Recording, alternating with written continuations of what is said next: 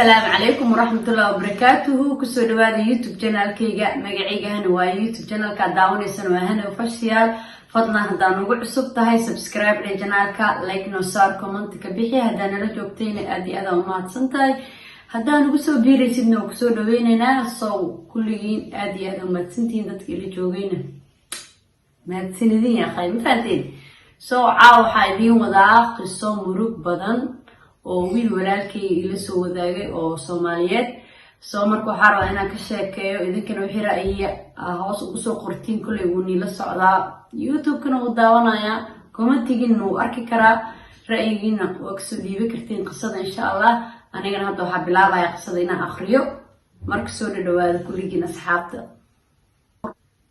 telefoonka lagu soo diray way aragtiin قصة كل حاجة ودرتها لكن هنسكت يا إنا بوبسيو مفهمتين وصفي عنه وآخر يا سومالي جيجين لقي يا وانك بخايا أنا سومالي أوريجينال يا وقربهم كرن إنه سومالي جيجي وحنك بخا وإبر نقدر لكن سو هنسكت يا إنا بريفكت وآخر إن شاء الله إلى الصعود إن شاء الله هذا نوع بلابا يا أصحابته إلى الصعود واتساب اللي هو صدر قصة wiilkan anaa ka codsaday inaan qisada la wadaagi karo asxaabteyda saas darteed ayuu igu ogolaaday waa la wadaagi kartaa way dhahay laakiinse haddii aad la wadaagaysid wadan iyo magac midna ha sheegin oo ugu dhahay saas darteed magac iyo wadan midna ma sheegayo laakiin qisadiisa waa gudbin karaa insha Allah ila socdo qisadana saaray ku bilaabanaysaa asxaabta assalaamu calaykum abaayo waan ku salaamay waxaa iga codsatay qisadii aan kula wadaagay inaan qoraal ahaan kuugu soo qoro hadda ayaan kuu soo qoray iyadoo dhameystiran waxaan ahay wiil dhalinyaro ah oo ku nool qurbaha waxa igu dhacday qiso xanuun badan oo murug leh oo na weligay iloobin ilaa hadda maalin maalmaha ka mid ah waxa isbarnay gabar ku jirta social media waan isbarnay waana iska helnay run ahaantii waxaan sheekaysanay muddo dhan 7 bilood kadib waxaan go'aan ku gaarnay in aan is aragno iyadana way igu raacday kadib waxaan isku diyaariyay safar waayo wadan iga fog ayay joogtay kadib waan safray waana nabad imaaday meeshii ay joogtay kadibna waan kulanay alxamdulillah run ahaantii waxay ii ahayd maalintii igu farxadda badneed waxaan falanqaynay waxyaabo badan muhiimadda ugu weyn aan ka hadalnay waxa ay ahayd sidii aan u midoobi lahayn oon u noqon lahayn lamaane qurux badan wayna igu raacday anna aad ayaan ugu farxay wax walba san u rabnay ayay u dhaceen waana isguursanay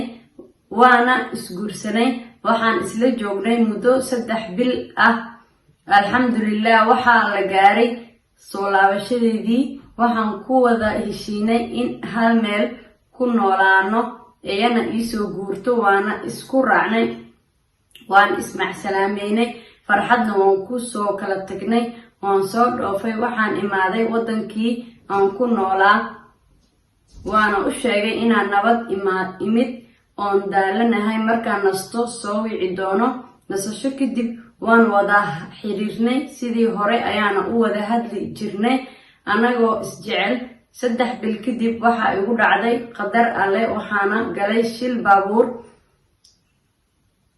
baabuur gaari kale ayaan isku dhacnay alxamdulillah waxaa la geeyay isbitaalka aan ogaan lahayn markii aan soo naaxayna waxaan arkay indhahaygii il ka mid ah in aan waayay waxay ii ahayd run ahaantii naxdin iyo qalbi jab weyn laakiin waa qadar alle wixii kuu qoran ma gafaysid nafteyda waan samriyay waayo wax kale uma awoodin walaashay oo ila joogtay isbitaalka ayaan ku iri xaaskayga ma la uu sheegay in aan shil galay haabay igu tiray maalinkii aa gashay shilka ayaa loo sheegay wayna kaa warqabtaa kadib anoo awoodin xitaa inaan telefoon ku hadlo ayaan wacay wayna iga qabatay waxay igu tiri waan walwalsanaa nooshahay oo caafimaad qabtid alxamdulilah. kadibna waan ku farxay. isbitaalku waxaan ku jiray muddo 5 bilood ah. maadaama aan soo roonaadayna waxaan weydiiyey dhaqaatiirtii caafimaadka iyo in aan bixi karo hadda. waxayna igu dhaheen waa bixi kartaa laakiin dawooyinkaaga si sax ah waa in aad u qaadataa. kadib waan ka soo baxay isbitaalkii waxaana lii keenay gurigayga. run ahaantii sidii hore maadaama aan ahayn waan iska murugsanaa, laakiin waxaan niyadda ku dhisanayay xaaskayga wanaagsan oo dhibta ila qaybsanaysa. alxamdulilah waan soo ladnaaday waana fiicnaaday. habeen habeenada ka mid ah ayaa waxaa igu dhacday qiso murug leh, waana hadalkii igu naxdinta badnaay maadaama aan ka soo roonaaday xanuunkii oo hadda caafimaad qabo.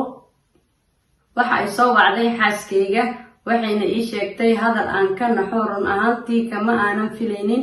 waxay i tiri magaciisa meesha kusoo qoray laakiin magaciisa gudbayaa is ilaaha umaleyna. waxay i tiri ani iyo adiga waa inaan kala tagnaa. waan ka naxay waayo anoo dhib i haysto ayay hadal i dhibo i tiri. waxaan ku dhahay macaan maxaa jiro, aniga iyo adiga dad isjecel ayaan nahay, maxay tahay furiinka, maxaase ula jeedaa, mise aniga ayaa dhib kugu hayo? maya ayay igu tiri. wallaahi waxay ii ahayd maalin murugo badan, iigana daran midii aan ishaydii ku waayay. waan qiirooday waxaana ku iri iga warsug si aan usoo fakaro. kadibna waan ku damiyey telefoonkii. habeenkaas hurdo igama soo imaanin saan u fakarayay waayo waxa aan ka filayay ma ahayn. muddo 3 wiig ah ayaan fakarayay oon telefoonka ka qabanaynin, iyadoo 100 message ii soo diraysa oo leh kuma rabo walaal i fur, aniga madaxayga isii. waxaan la tashtay walaalkay oon u sheegay arrinta na dhex taalo ani iyo xaaskayga. wuxuuna igula taliyey haddii ay adigii oo xanuunsan oo dhibtaas soo maray haddii ay kula fiirsatay adigoo waxba aadan ka halaynin amba dhaawac u geysanin, walaal qoftaas kuma rabto ee waxaan kugula talin lahaa inaad iska furto. kadib waan soo baxay waxaanan la hadlay hooyadeed oon u sheegtay dhibkayga si ay inoogu xaliso ama noo dejiso ama ay u dejiso gabadheeda. hooyadeed waxay igu tiri waayahay iga warsug. muddo 3 beri ah ayaan sugayay. kadibna hooyadeed ayaa isoo wacday waxayna igu tiri aniga war waa iga diiday iyo waano wiilkaygii waan kuu duceynayaa ee iska sii madaxeeda, adna meelka kheyr fiican allaha kuu sahlo. run ahaantii jawaabtaas kuma aanan qancin, wax kale aan sameeyana maan aqoonin. ilaah ayaan tala saartay waana furay. niyad jab weyn ayaa igu dhacay, waana ka murugooday maadaama xaaskaygii aan jeclaa ay furiin iga codsatay, iguna cidlaysay nolosha aniga oo weli si fiican u caafimaadin. markasta wax kasta way dhacaan. qadarta alla oo igu dhacday oo ishaydii aan ku waayay, isla qadartaas ayaana xaaskaygii ku waayay. waana kala tagnay hadda islama noolin. sidii aan uga niyad jabay xaaskayga ilaa hadda aniga xaas kale ma samaysanin. haddana niyadda iigama jirto inaan xaas samaysto sababtoo ah hadda nolosheedii way soo hagaagtay, waana fiicanahay, waana shaqaystaa alxamdulilah. waxaa kasoo wareegatay muddo 4 sano ah ilaa welina maan guursanin. guur oo dhanna waan ka baqaa sababtoo ah waxaan u maleeyaa inay noloshayda sidaan igula fiican tahay. marka waxaan leeyahay markasto qadarta alla waa lagu qancaa. qof kasta oo qof jecel waxaan leeyahay inuu niyadiisa xajisto hadduu beri dhib ku dhaco si uu si keligiis iskaga amba bixiyo uusan qof niyada gashan inuu dhibkaas ka saaro. insha allah anina bedel khayr qaba ilaah baa ku sugayaa. nolosheedana hadda waan ku faraxsanahay alxamdulilah.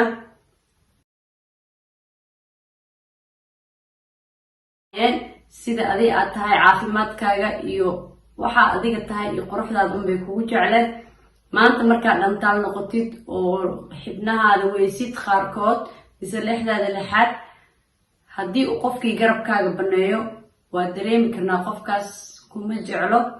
qof oo beer naxa ku yaalana ma ahan, sababtoo ah qofkiisi oo jiran oo maxay hadda soo bogsanaya lexdiisi lexaad tii ugu muhiimsaneed oo ishiisa ahayd waaye ayay saas ula dhaqantay. soo horta iyada horteeda ka helaysaa, waxay ka ahayd aniga ma ogi mana ku dambaabi kari. isagana waxaan leeyahay insha allah bedel khayr qabo, gabar fiican ku jecel waxaa tahayna kugu rabtaa heli doontaa insha allah. haniyad jebin, dumarkao dhanna isku mid ma ahan, qof walba ilaahay si ayuu u sameeyey, hal qalbi ma wada siinin, way kala duwan yihiin. marka waxaa rajeynayaa gabar fiican oo qalbi fiican inaa heshid insha allah walaalkay. asxaabta waxaan leeyahay fikirkiina kasoo baxsada insha allah. qisadii intaasay ku eg tahay.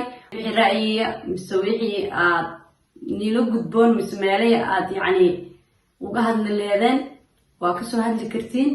qisada ra'yigiina kasoo baxsada insha allah. waxaan leeyahay waa niigu badiyay hadalka insha allah. waxaan iiga tegayaa sidaas iyo nabadgelyo.